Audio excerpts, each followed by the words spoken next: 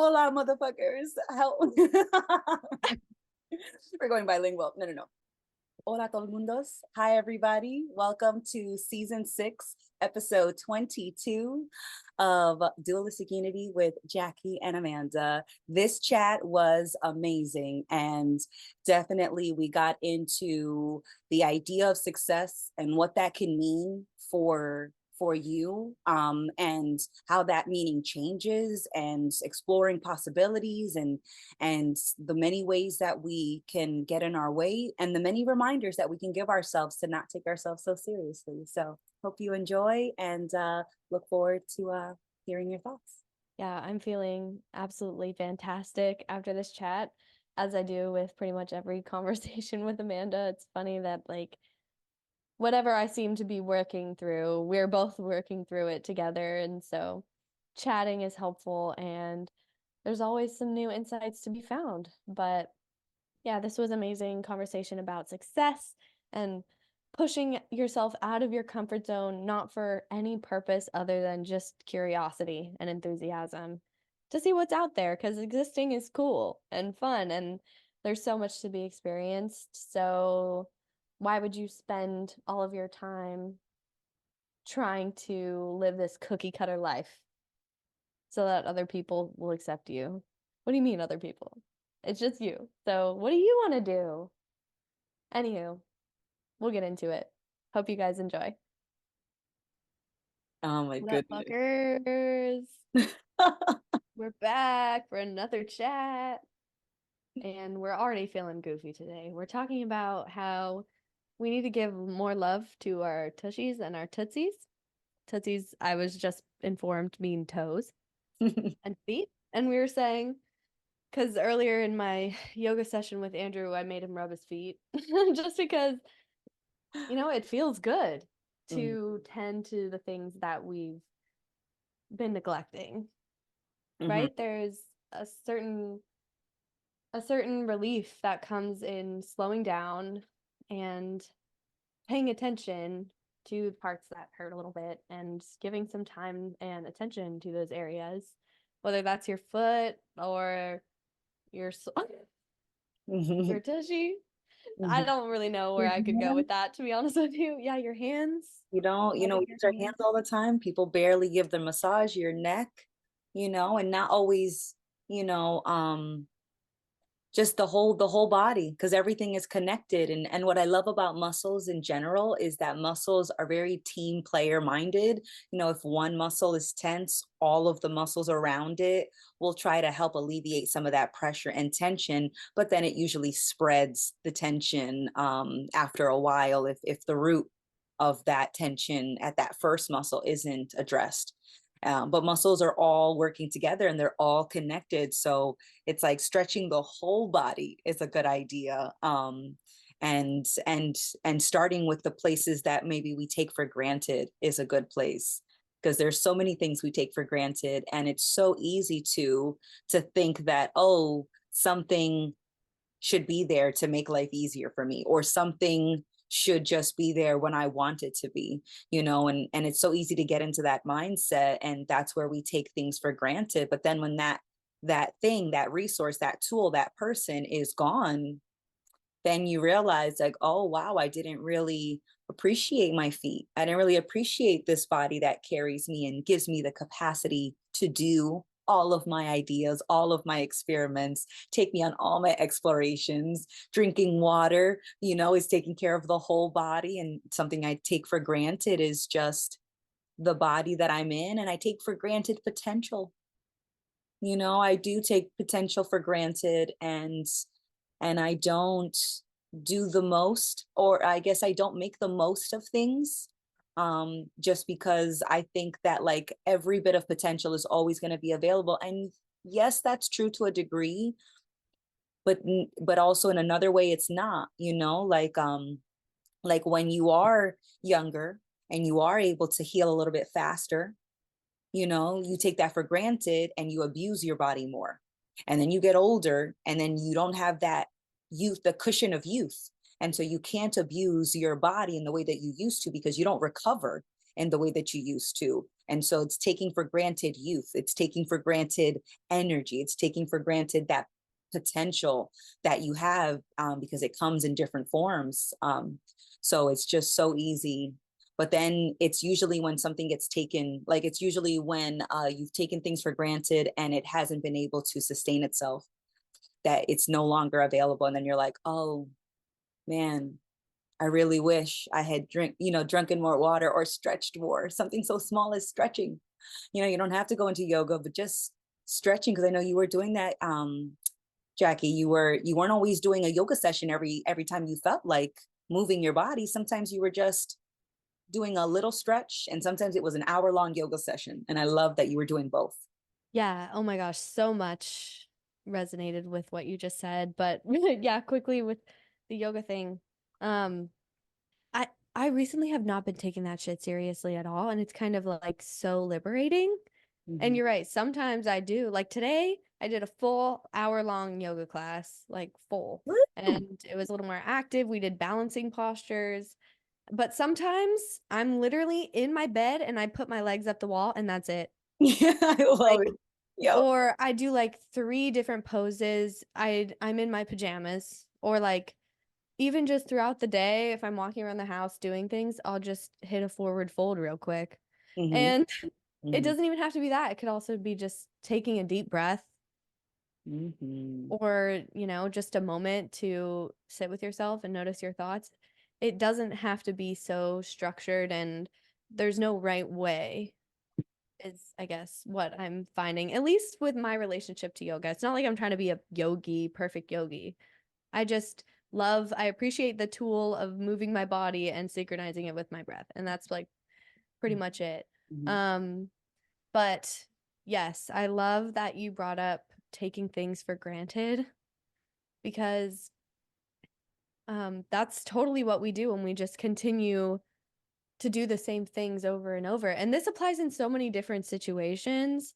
Like you could be like taking your, like you said, youth for granted and like partying a lot, or it could even be like taking your time for granted Mm-hmm. and, you know, not changing your behavior that you've been wanting to change for a long period of time because you're uncomfortable, but also like not moving into the discomfort just maintains the discomfort that you're already feeling. So like there's no avoiding it. Either you can take a step forward into a new possibility, like breaking out of your habitual pattern, and Mm-hmm. you experience more of life and more growth and more, momentum, and you'll be surprised about like what you can do if you just continually step into discomfort. Forgot where I was going. I don't know how to finish that sentence. But you know what I mean. It's like you're pushing the circle. It's like like in a video game where sometimes you'll have a map and all that's like shown to you on the map is the parts that you've explored. Mm-hmm. And Yeah. so like when the more that you travel outside of that, like more of the map is lit up and you can see more of it. Mm-hmm. Like that's how it feels in reality sometimes. Like you have to step out of the bubble of what's comfortable for you or what you know Mm-hmm. in order to see more and have access to more perspective. And it's not about like making yourself more, but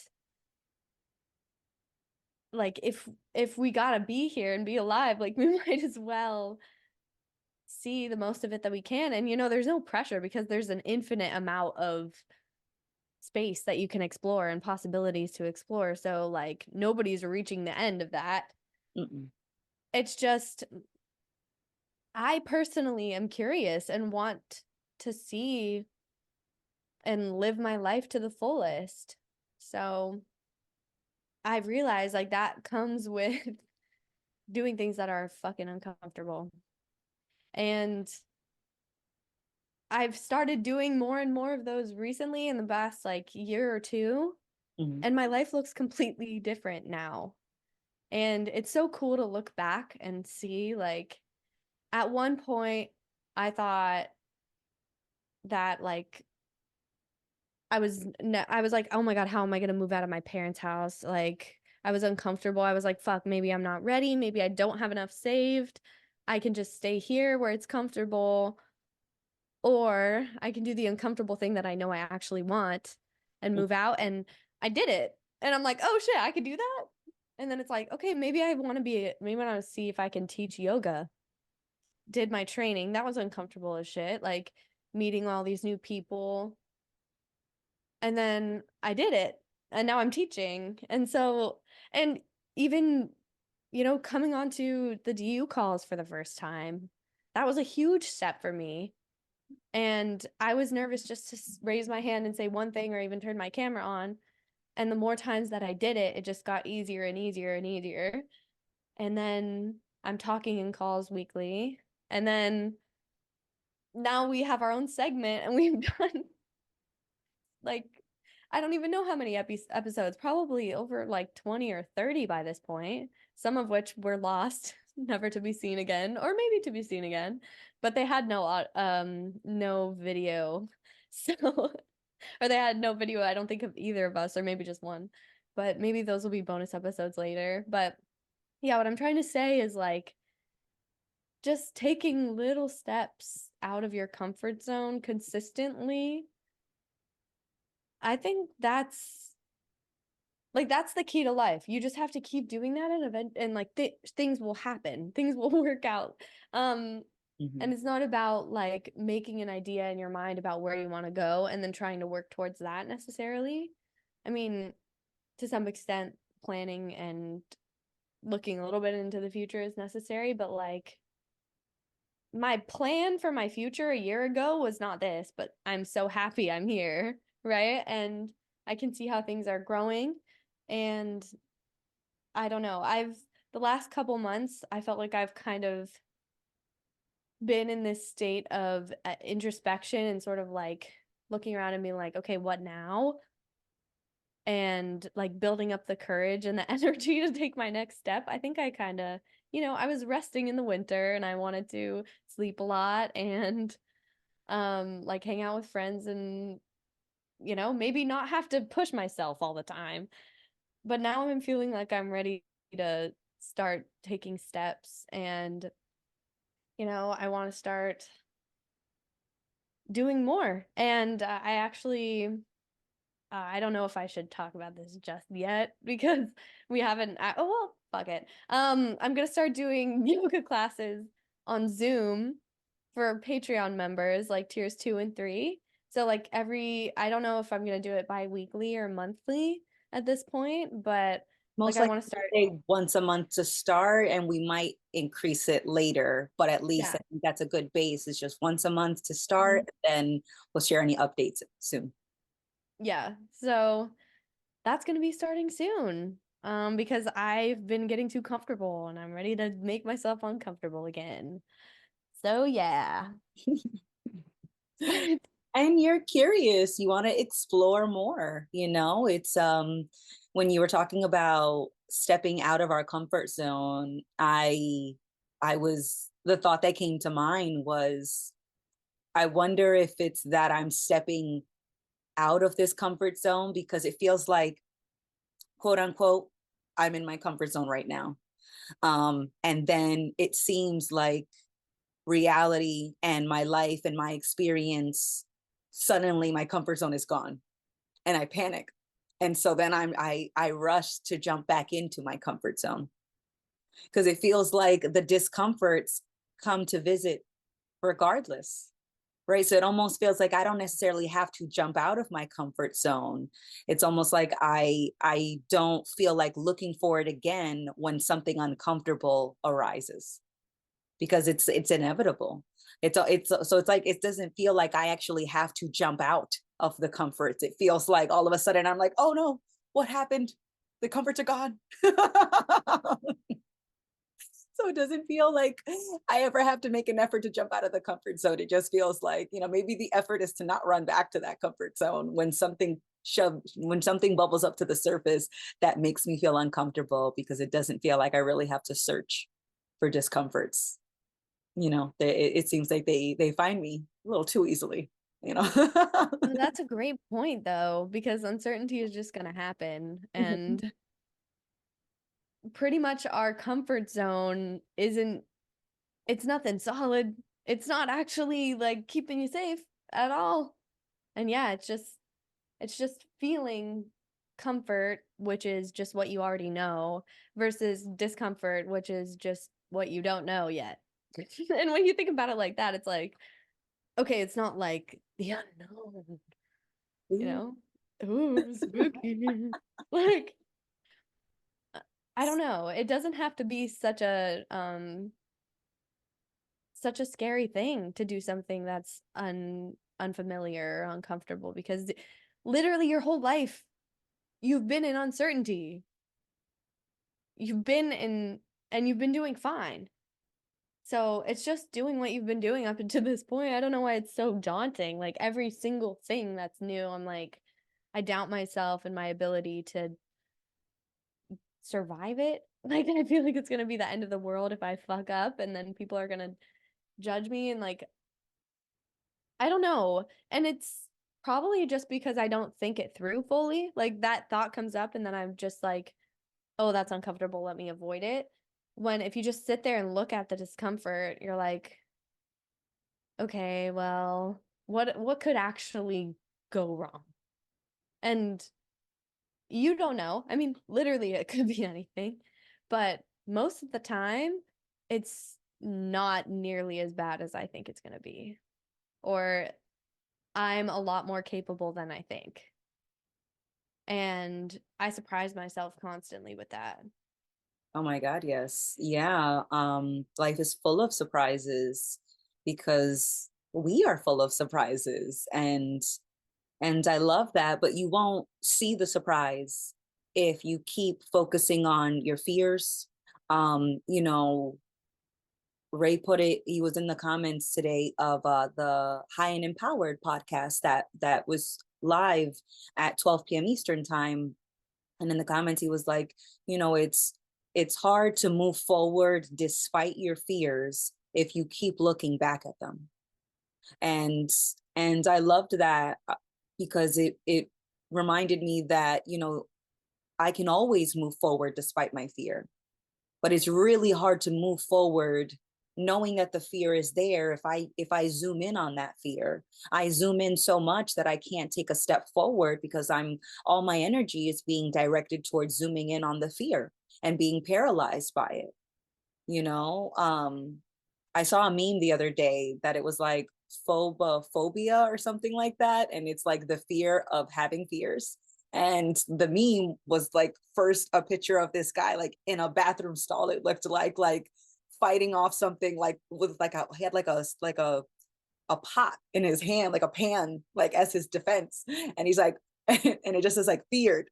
And then like in the picture right underneath it, it's the same guy in the same stall, but it's like his eyes have gone big. It's like feared, like, or feared even more, or something like that. And I laughed because it was just like, just being scared of being scared seems so ridiculous when you say it out loud, but that's what we do. And another, I was chatting with a friend a few months ago, and the topic of like psychosis had come up. And I certainly don't know everything about psychosis, but I certainly I had thought of how sometimes you can tell yourself a story and be truly terrified by it, and you put yourself in this state of like extreme panic and extreme just just just absolutely rattled to the bone. And the only thing you did was tell yourself this story. You believed this assumption. You believed it so much that you paralyzed yourself. Like you legitimately paralyzed yourself for one moment of your own life. And that just showed me like how powerful our words are to ourselves in those stories, and how it's so easy to want to believe that there's no hope or that there's no potential for change when you're so zoomed in on the fear you keep repeating to yourself. And so another thing that I think we take for granted is our ability to change, our ability to adapt, our ability to pivot. I always love when I was growing up, I used to love hearing pretty much the narrative that I remember was that the human spirit is indomitable. The human spirit is strong. The human spirit is so like powerful. And now the narrative that I get is just that, people feel absolutely helpless and paralyzed. And I wonder how much of that just comes from the stories that we tell ourselves, because I was listening to the LinkedIn live show or the High and Empowered podcast, and they were, the topic of the environment and how much the environment influences you and how much you influence the environment. And, they were talking about creativity and what stifles creativity. And I mentioned in the comments fear, that a lot of the times the biggest barrier to our creativity is ourselves. It's our fear. It's our fear of judgment. It's our fear of failure. It's not having enough faith in ourselves to take a risk, to do something creative just for the sake of doing it without imagining how it could be interpreted, what it means about us, where it's going to take us, and that was not that comment was kind of like, yeah, but it's a little bit of fear, but it's also your work environment. It's also your environment that stifles your creativity. And I was just like, yeah, that is also true. Your environment does influence you, but not more than you influence it. So as much as I want to talk about how, yes, the system is fucked and there are so many barriers around us, I can't eliminate all the barriers around me right now. But what I can do is not be a barrier to myself right now. And I can do that. And that is a potential that I think gets taken for granted so often by myself and so often by so many people, that you don't even try because you're so afraid to fail. And how is that not the greatest barrier to any option that you want to take, regardless? Like, yes, the external is a huge thing, but so are you are a huge barrier, or you are a huge bridge between you and where your curiosities may take you. That definitely resonates, and it feels like you're talking about me.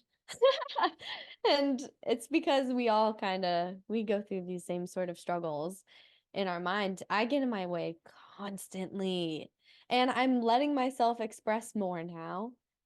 And it's literally just not telling myself I can't for a second. Like, I'll be thinking about I can't up until I do it. Right? And then I do it, and then I come up with something else that I can't do. But it's really just the next step, the next best step that you can do. And yeah, it does feel like a lot of people today, I mean, we just, both of us included, just kind of are more likely to play the victim rather than not let anything stop them. It's really the people that succeed are just the people that are willing to try and like keep it going, even if they make a quote unquote mistake or they fail. They're like, okay, well, let me just do something else. And you know, there's no arriving at success per se, but even just the process of doing that over and over in life is fulfilling in its own sense. I mean, I can't speak on that being 23. Like, but even in the things that I have experienced, right? Like, I might not have as many experiences with trying and But failing. let's talk about success. How Mhm. would you define success? Because I don't think that it is, in terms of like the traditional definition, yeah, you're just beginning your quote unquote career, your life experiences. But I think success is more than just what looks good on paper. How would you define Exactly. success? That's an interesting question. I would say success is just living your life in a way that feels authentic. And that's really it. Like, there's no, wow. Yeah, like the material possessions don't really matter. Like, I just want enough to live, and I just want to enjoy the things that I do on a daily basis. And not that I'll always feel good doing them or that I'll always love doing them, but just that if I can appreciate the process and just living my life, living my day, if I it doesn't exist. It's nothing. And we're all fixated on it. Like it doesn't look one specific way. And it's funny that we're all trying to like achieve the same things of like the most expensive cars, the most beautiful, huge house in a beautiful city, right? And or like the perfect partner, the like this is societal blueprint stuff that we all are kind of just like mindlessly chasing after when we don't even stop and think about if it's actually what we want. And even in my job right now, it is definitely not glamorous. Like I'm in a restaurant and it's it's a job, but there's a lot of things that I appreciate about it. Like I'm not getting paid very much. I'm getting paid enough to live. And I have a lot of friends there, and the food is really good. And like we were saying, I was telling Amanda earlier that yesterday when I went to work, I hope my boss isn't listening to this. I was just drinking all of the like juices that we had, like the agua frescas. I for some reason I don't really I'll have like one usually a shift, but I was like pounding those things and I was mixing them, like the watermelon with the pineapple and trying that. Or like the craziest one I did was the horchata with the passion fruit agua fresca, and it tasted like a creamsicle. But like there's all these little things to appreciate, even at a job that like I could very easily. And honestly, oftentimes I'm like, I fucking hate this job. Get me out of here. Like, everyone here is stupid. Like, why do people keep asking me dumb questions and making me work? Right? Like, sometimes I think about my job like that, or like, even doing this stuff with DU, like, it's like I never am satiated or satisfied with what I'm doing, because it doesn't match my definition of a good job, or like I don't know what I always thought a successful job or career would be, or life. And it doesn't match that image, but still there's so much here to appreciate, and I just feel successful in the fact that I've allowed myself to create a life that's authentic to me, right? And that I've allowed myself to see the good in any situation. And so I'm confident that like anywhere I go, I would experience probably the same amount of happiness, right? Like I love that statistic that's like happiness doesn't increase past like a certain threshold of income, right? It's like literally just enough to live on. And then happiness doesn't increase after that. And it's like we delay feeling like we feel like we delay gratification, or like we don't allow ourselves to feel happy and at peace and content and grateful until we've reached the next checkpoint. And that checkpoint keeps changing. So it's not about the checkpoint. It's not about any one job. It's not about literally any external situation. It's about your internal situation. And like, yeah, I guess just being able to let go of my fear a little bit more, and embrace uncertainty. And I think that just comes with relaxing. And just I want to feel just relaxed and at ease in my life, and do things that feel authentic and not stifle myself. That's my definition of success, I think. Oh, I love that. It's being being relaxed enough to make the most of your life. Um, not not freaking out about things not always going the way that you expect. You talked about working at a restaurant and how sometimes you're like, man, somebody help, help. As you're writing SOS and ketchup packets on the counter, someone help. But if that was a family restaurant or a group of friends started that restaurant, and you were, in the kitchen whipping up delicious meals and cracking jokes with your coworkers and partners, that restaurant job would feel a lot more glamorous. It would it And I love the, trying out new things. Really, that was research for suggestions you could make towards adventurous customers who might like to mix flavors for the agua frescas. And so I think that was just customer service experience research. That's really what that was. You were still working on the clock. That's how I'll spin that. But definitely any job can feel glamorous, and any job can feel like the worst job in the world, because there is someone out there who is, my dad used to be a garbage man, and he used to love that job. To someone else, they would hate picking up the garbage, but he got paid really well. It was a city job.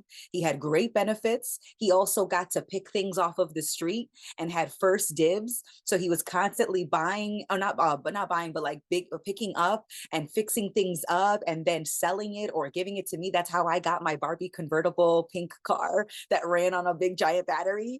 And it was so funny because my brother is like 7 years older than me, and I definitely have quite a few memories where he would ride that little convertible till it was dead, and then I got to roll it down the hill with just riding on gravity only. Definitely a few memories like that, but still, like, those moments wouldn't have happened if he wasn't, if he didn't make the most of being a garbage man. Right. And there are probably definitely a few jobs where, like, no matter how hard you try, it's going to feel pretty miserable because of what you're doing. If you're dealing with like sewage or something like that, like, I don't know how you spend that one, but you never know. Someone could love working at a sewage plant. Someone could love working at a compost place, and you're just smelling things decomposing around you, and they're like, this is great. So like any job has the potential for you to make the most of it. Right. It's not that you have to be dancing on clouds for every moment of every job, but you can absolutely make the most of things. And a lot of the times that, a job doesn't feel glamorous. I work in health insurance, and one of our directors had said, like, I know we don't work in a sexy industry. And I wanted to laugh in that meeting because it was just like, why does a business have to be sexy? Why? But it's like, it's sexy if it's like flashy, if it's impressive in the societal structure that we have, if it meets the expectations of what's cool and what's not cool. So now we have businesses that are glamorous, jobs that are sexy, jobs that are not so glamorous, and it's just like, it doesn't even need to be that, because every job is going to give you a moment where you're going to be like, I could walk away from this and not lose any sleep. And I mean that about every job. As much as I'm skeptical that any job could feel great if we're talking about certain professions, but I do think that every job has a universally shared factor, or a universally shared experience, that at least at one point working every job, you'd want to quit it. At least once you'd want to quit it, or you'd want to get a different job doing something else. And everybody goes through that. And I don't care if you are a chef in a 5-star or a Michelin starred restaurant, or if you are a painter who loved painting since you could write your name. You had a painting brush in your hand, and you were painting since you were a little. At some point, something that you like is going to be something that annoys you. So I feel like it's just it doesn't need to be glamorous or not glamorous. Is that you're gonna like it, and sometimes you're not gonna like it. And I think that we have this expectation that everything is supposed to feel pleasant, and that everything is supposed to be impressive to you and to everyone else. And so our idea of success, usually the way that I feel I've received the message externally, is just that success has to be a round of applause. If you don't get a round of applause for the job that you're doing or for the life that you're living, it's not good enough. And it's like, if I was living in a cabin by myself, on a remote, in a mountain away from everybody, I could still make that into the most meaningful life. And all that's there is me. And I would never get a round of applause. And yet I still feel like that could feel just as meaningful as having a life that is a lot more public, that, that might get you, someone looking up to you. And anytime I feel that way, that somebody's looking up to me, I immediately put myself on the ground next to them. I'm like, there's nothing that I'm doing that you couldn't do. There's nothing that I've learned that you couldn't learn. There's nothing that I did that is unique to me that hasn't been done a gajillion zillion times before. Anything that I'm doing has been done countless times. I'm not the first and I don't want to be the first, but I want to make the most of it. And that doesn't mean that I will always like it. Sometimes it's going to annoy me. Sometimes I'm going to be excited for it, but I'm here for all of it. And so I love your definition of success being, just being relaxed enough that you live a life that you want to live, that if no one else was looking, you would still live it that way. And if everybody was looking, you would still live it that way because you lived it for you. And so that's what a successful life means to me, is that you lived it for you, regardless of everyone else's opinion and regardless of your own. Fucking beautifully said. Oh my gosh. Yeah. Success is just living for yourself. And it can be something as small as like posting what you want on social media, or, just taking those little steps, like we were talking about, of just out of your comfort zone and towards like your authentic self, like allowing the idea of yourself to come crumbling down and breaking out of the prison that like you hold yourself in. And you've always been bigger than that. Like you've always been infinite and at the same time not unique in the slightest. Isn't that so interesting? Like we really are so insignificant, so we could be anything. Right? So we can free ourselves from the shackles of our own self-judgment and charge on into uncertainty and just see what the fuck happens. And it's so fun just to continue to exist. And I remember like really feeling like this lightness and just like appreciation for life, and I felt like so just complete after I came back from the the first D retreat that I went to in Vermont. Like it really brought me back to reality and paying attention to like what actually matters, and literally just this moment in and of itself is so full and it's enough. I remember like feeling for the first time in my life that like if I died today, that would have been enough, right? I, sometimes I got lost in the sauce, but overall, I appreciated everything that I went through, and like it's enough, right? Like I don't need to keep striving for more, but yeah, like I can just take each moment for what it is, each situation as it comes, and make the most out of it just by like being there for it, paying attention to it, and not immediately telling myself it's not right or not good enough. Because the only times I really feel dissatisfied or like I hate my job or I hate my life or I feel like I'm a failure is when I'm thinking about myself. It's always thinking about the idea of myself. And if the job that I'm currently working doesn't match up with what I think I deserve or like where I should be, I feel dissatisfied because it's literally just because of the gap between what I'm thinking my life should be and what it is. Like my life is just what it is. And that's okay. Like I don't have to have this grand career where I'm like jet setting across the world and writing books and performing in front of millions of people and like leading a cultural renaissance. Because at the end of the day, like one day the sun is gonna explode and the earth will be gone. Humanity will be wiped out. And it doesn't matter if you lived just like a simple life in the woods on your own, or you were like the most famous person in the world. Like it, at the end of the day, it really doesn't matter. It's just about how do you feel. And a lot of people who are at the tip top of what is deemed society by society as successful are not fucking happy. And actually having all that shit just gives you more shit to think about. And then you have to like maintain this identity as of, you have to like keep outdoing yourself. And there's just a lot, like it's not what everyone thinks it is.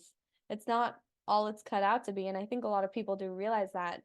Isn't that Jim Carrey who said, like, I wish everybody could achieve their wildest dreams to know like that's not it. It's not the answer. Yeah, so that just goes to show that like what we're all collectively striving for is sort of missing the mark. We all just want to be content, I think, deep down. And we've convinced ourselves that we do that by, the amount of money that we have or our career, the amount of influence that we have. But really, we do that by letting go of all of those things. And so you can have nothing and still feel like you're the richest person in the world because you are appreciating every single moment rather than taking them for granted. I love that you said that. That reminds me of the saying or the quote, or it's like, who's the richest person in the world? The person who has everything or the person who wants nothing? And I love that. I love that. That was giving me that energy all day. So I do think that it's the person who wants nothing is the person who is richer. And so that changes the conversation about success and wealth and riches from being externally based to being intrinsically based. Like, you are the greatest treasure, you are the point, you are the purpose, you are, the journey. So often we're like, I'm on a path. I'm like, no, you are that path, because you are living that path from the moment you wake up to the moment you go to sleep. So it's not that you're on it. You are it. You are the journey. You are the process. You are the life. And so often we think, I'm not living the best life. And what we're saying is that I'm not the best. It's not that my life is not the best, is that I'm not the best. And we think that, life has to be this competition because we're always comparing ourselves to everything and everyone. I have met and chatted with people that I looked up to, and they were very successful on paper, and they were stressed. They were not as relaxed and carefree as I thought. And yet I saw people that were living in quote unquote poverty, and they were laughing much more easily. And of course, it's not to say that, every group is like this. It's just that from the people that I got to see firsthand, the people that I got to talk to up close, one-on-one, a lot of times, in my personal life, I saw more examples of people who quote unquote didn't look good on paper, but had a life that they enjoyed, versus the people that I got to meet that looked great on paper, but they were way more stressed. And they had different stresses, because the richer people that I met were stressed about what they could lose, and the poorer people that I met felt richer because they made the most from what they had. And yes, they had dreams and wants and desires to have more, but there wasn't a fear of losing what you didn't have. So they were technically they had an advantage. And I didn't get to see that until I started talking to more people. And so that's why I encourage everyone, like, get out there and talk to people from all walks of life, and talk to some old biddies, talk to some old, ladies and gentlemen, and talk to some young gremlins. That's what I call kids, little gremlins, because, the gremlins are cute before midnight, before, if you don't feed them, but then after that, they get scaly and scary, So I call kids gremlins to their face. I was like, are you the cute gremlin or the scaly one? And They're like, I'm not a gremlin. I'm like, yes, you are. You know, I just love giving them guff. You know, because it's like if you can't laugh at yourself, you're taking yourself too seriously. And I don't care what group you fall into. I don't care what age you are. I don't care how you identify. If you can't laugh at the idea of you, if you can't laugh at how you tend to overreact and how you take things for granted and how you get caught up and lost in the sauce, if you can't laugh at yourself for doing that, you're taking yourself way too seriously. And that is not a successful life that I want to replicate, you know, because I have to live it. And the life that I'm living, you know, the life that I am, I want it to feel more like a dance and not like a march, you know, like I'm a soldier, you know, marching to the next post to defend it and to die on that hill. No, man, I want to dance from here to there and nowhere and dance with no music. I want to dance because I am the music. It's just and I get to have opportunities to do that when I don't take myself seriously. And when I do, that's okay because that deepens my appreciation for when I'm not doing that. When I'm not taking myself too seriously, that I'm learning how to appreciate that more and more. And I love that I'm just learning, you know, and we all are, but we constantly feel like learning requires a test. And I don't think so. I feel like you can learn, test not required. Agreed. And that's all that life is, just learning, experiencing new things, and evolving as you go. That's it. And I like that you brought up dancing instead of marching, because the image I saw in my head, like a bunch of people marching, and like there's like a very specific form that they're trying to do, and everyone's looking around being like, oh, well, he's not doing it right.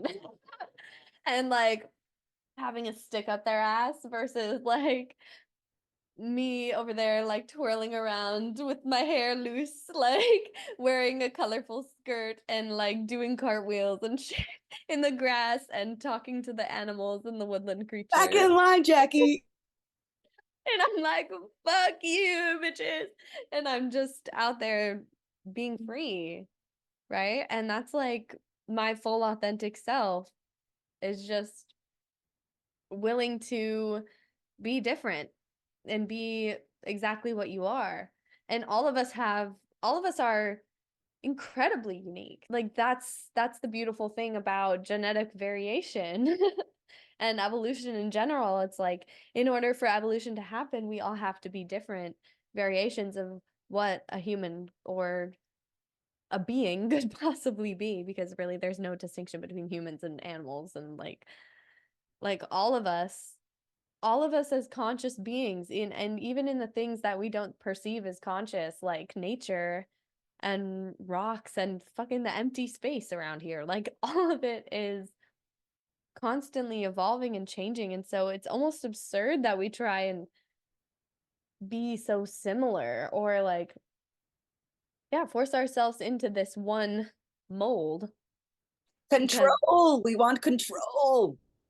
we want control, because that'll make me more money, and then I'd be happy. But that, like, you fool, you think that's gonna make you happy?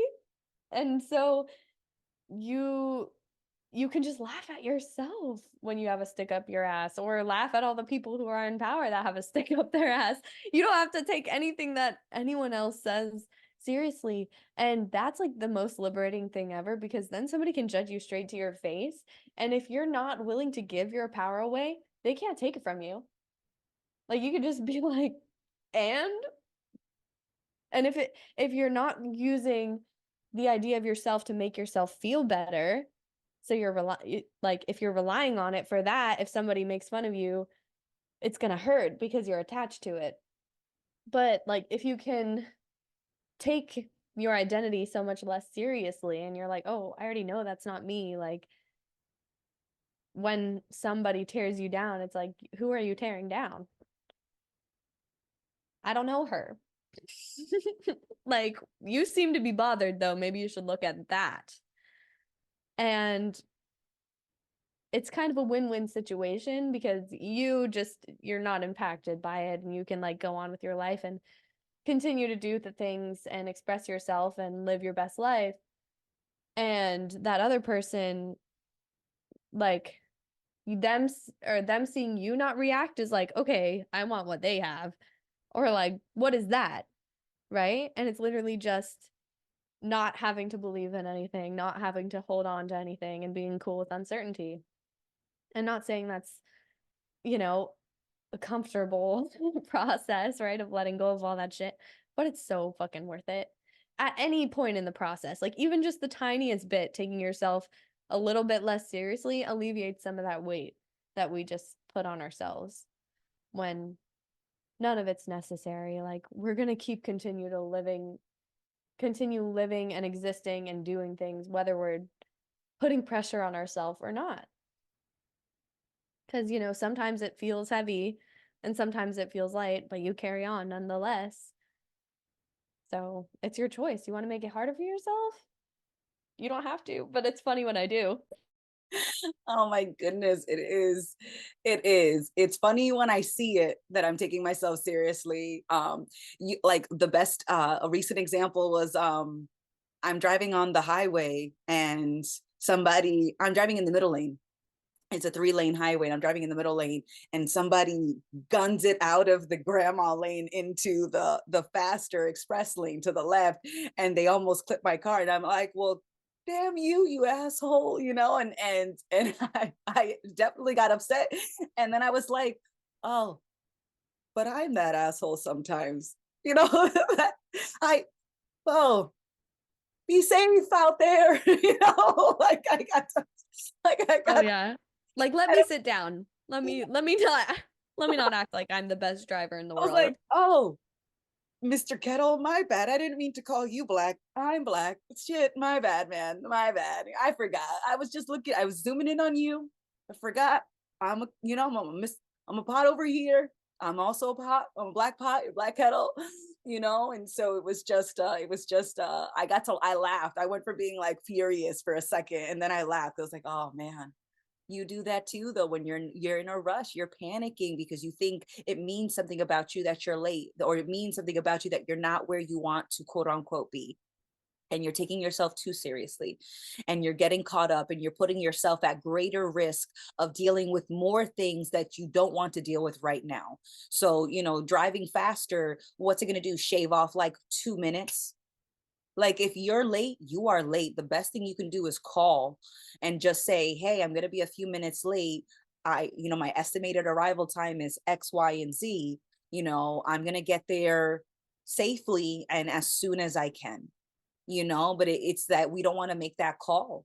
We don't want to quote unquote look bad. We want to be this nice person. We want to be this good person. And I'm like, man, I barely feel like a person sometimes. I feel like a loony bin. I feel like I should be in the loony bin. Where's my straitjacket? Can I bedazzle it?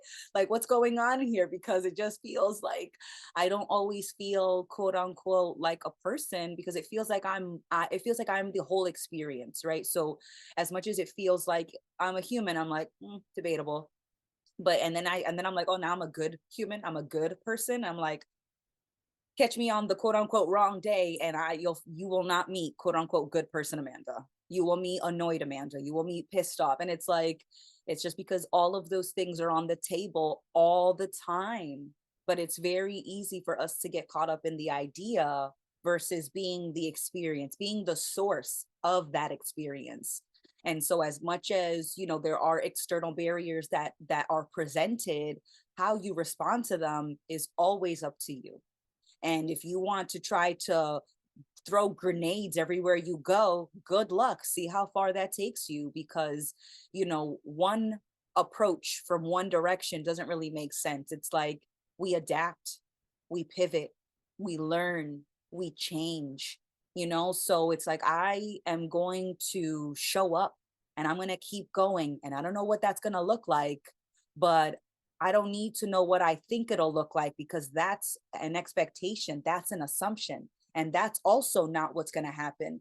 So it's so funny that we rely so much on our assumptions, our expectations, our identities, and that's not a fact.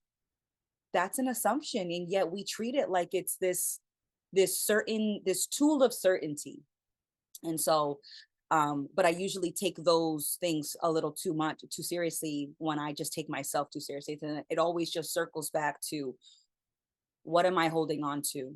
What do I think needs to be different in this moment? And I had started, I had wrote a poem the other night, and I want to read it to you. And it was about like how we're always starting over. But I didn't like that when I started writing this poem. So here, here it goes. Start again.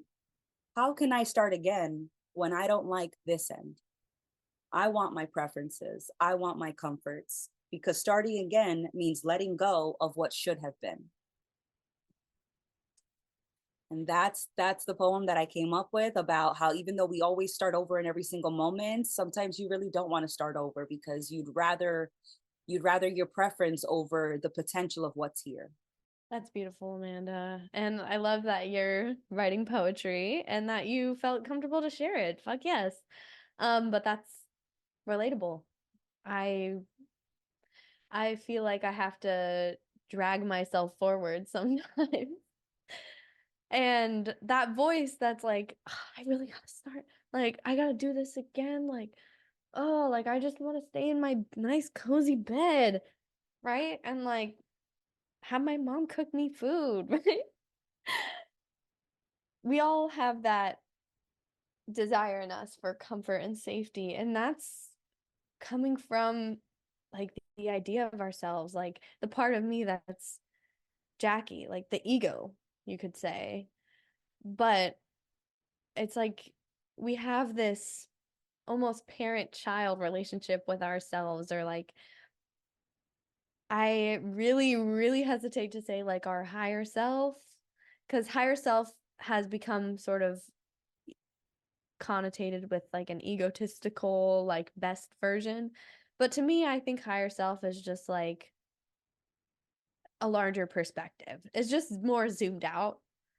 And that's the part of me that recognizes that whether I want to start over or not, I'm already started over. Like I don't have a choice. Like literally every single moment I'm starting over. And it's just infinite until I die. Like it's just gonna keep happening. And then I'll continue on as everyone else. Like there's no stopping it. And yeah, so you can almost comfort yourself through that in those times where you feel like I really don't want to keep going. And that's when we can develop a really negative view of our life if we listen to that voice and we think it's telling us the truth, like spewing fear and doubt and insecurity. That's just the small, limited perspective that we tend to be most familiar with. But it's no measure of objective reality or truth. And actually, uncertainty is okay. Like, we can just have an acceptance of it. And then, even though it might not feel pleasant and we don't want to start over or, keep going sometimes, we do. And we can. And that's enough. Like, just knowing that you're going to and you can. And so, and it doesn't really matter how you feel at any given point because you're going to experience all of it. So you can accept all of it and not hold on to any of it and know that it's going to change, but that you'll be okay because you'll be you. And it is true that we kind of have like an indomitable spirit. Like we're going to keep going and adjusting to our environment, to what's going on forever. And the environment will adapt to us too. And fear doesn't really need to be involved for that process to keep happening. It actually like impedes that process, but it doesn't stop it. No, it doesn't. So we can't stop the unfolding of existence, no matter how hard we try to delay it. And it's like we don't delay it, because change always happens right now. So I think we do a lot of copying and pasting really fast. And so it seems like change doesn't happen because we keep repeating old thoughts, old patterns, old structures, and we keep repeating those things for so many now moments, that it feels like change takes forever. And change it doesn't have to take forever because it only happens like right now. And so I love thinking of some of my friends who have decided cold turkey to stop smoking cigarettes or to stop doing something, whether it was like not eating processed desserts anymore, or not smoking cigarettes, or not drinking coffee, or not drinking sodas, or whatever it was. Like some of them were just like, that's it, enough is enough, like I'm changing right now. And it was because they shifted their priorities. And it doesn't always look that way for everyone, but I just love thinking of their examples because it lets me know that, oh, that is a possibility. It is not a requirement, but it's just another possibility. And so I love that, like when you relax enough in this present moment, you open yourself up to the flow of life, to being that flow, and to being open to all of the possibilities that are on the table, and then just taking that leap without certainty, but with self faith, self trust in yourself, that no matter what happens, you will adapt, you will pivot, you will dance, you will, like you will figure it out. You will walk, you will run, you will jump, you will leap. Like, like no matter what happens, like there is always an opportunity for you to move forward. And so I definitely think it's wonderful when we can remind ourselves and everyone else of that. Like, just keep going. Like, regardless, doesn't matter what you think, keep going. Because when you think you're on the quote unquote best path or the worst path, oh no, what am I doing? Sometimes that leads to an opportunity you never expected. And sometimes being on that best path leads to a dead end in a way that you didn't realize. So it's like, no matter what you think, just keep going and find out and just see what happens. And it's never too late to start making change and living for yourself. Like just because you've gone this far, stifling yourself, limiting yourself, judging yourself, like you said, change can happen right now, instantaneously. And I know because I've made changes like that before. I remember when I went vegan, it was overnight. And I was like, wow, I can really just do that. And then now I'm eating everything again. That's a different conversation. But I thought that was just a beautiful summary of the conversation that we've had, right? It's just giving yourself a little bit more grace, taking yourself less seriously, and that allows you to get the most out of any situation. And that's how you live a successful life. It's just so stop chasing success through the idea of yourself, because that's not going to get you anywhere. It's going to put you on a eternal treadmill of striving that never ends, when you're not when you could also just sit down and take a deep breath and take in the scenery and do things for the sake, talk to people without needing anything from them, make art because you randomly wanted to, like allow yourself to dance in the supermarket. And most of all, just know that life goes on and there's no wrong way to do it. So the choice is whether you want to make it easy and enjoyable or hard and painful. And the only difference is taking your thoughts a little bit less seriously and your idea of yourself a little less seriously, because we don't really know. We really don't know jack shit. So nice to be humbled also constantly in life with that. But when you can laugh at yourself, it just adds to the drama. Like, wow. I love this season. Wow, so much happened. But I think this is a great place to wrap up the conversation. This has been an amazing episode. A lot of things clicked for me, and it's funny how many things that you said that came up in the conversation I had with Andrew earlier. It's all like interconnected.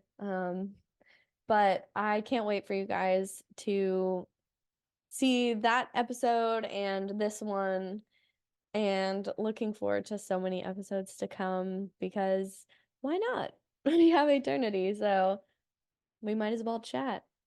But I love you guys, and thank you. That's right. Thank you so much for joining us. And this was jam-packed with just exploration and curiosities and a lightness. You also thank you so much, Jackie. Thank you so much, everyone. I love this. We'll see you next time. Bye, everyone. Take care.